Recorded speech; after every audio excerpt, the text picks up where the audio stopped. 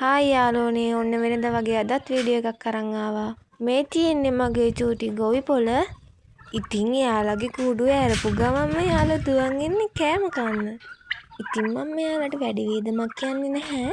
මං උදේට මෙයාලට කෑම දෙන්නේ ඉතුරු වෙන ඉඳුල් බත්, ලූණු පොත්තු, කැරට් පොත්තු ඒ වගේ දේවල් තමා.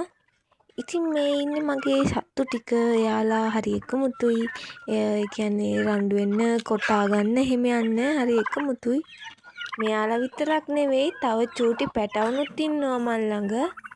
මං එයාලගේ තවත් ඉස්සරහට වීඩියෝ එකක් දාන්න බලාපොරොත්තුවෙන් ඉන්නවා. ඔයාලට ඉතින් මේ වගේ හැමදාම වීඩියෝ බලන්න ඕන නම් මාත් එක්ක රැඳී සිටින්න.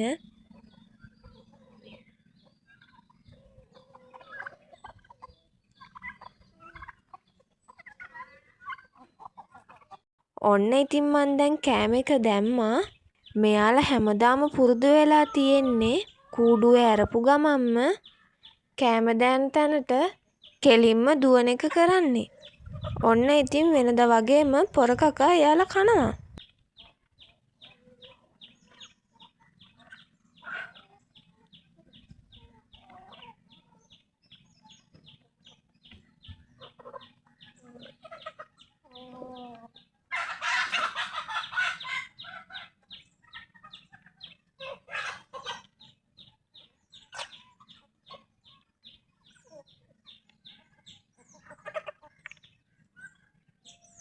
ඔන්න ඉතින් මං දිහා බලන් ඉන්නේ මගේ ටබි පැංචා.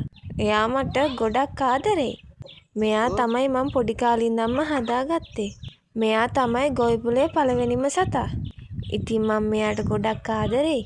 මෙයාගෙන් තමා මං ෆාම් එක පටන් ගත්තේ.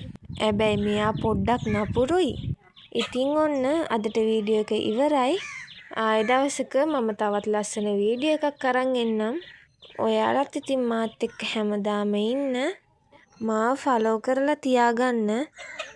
එහෙනම් යාළුවනේ මම යනවා. බයි.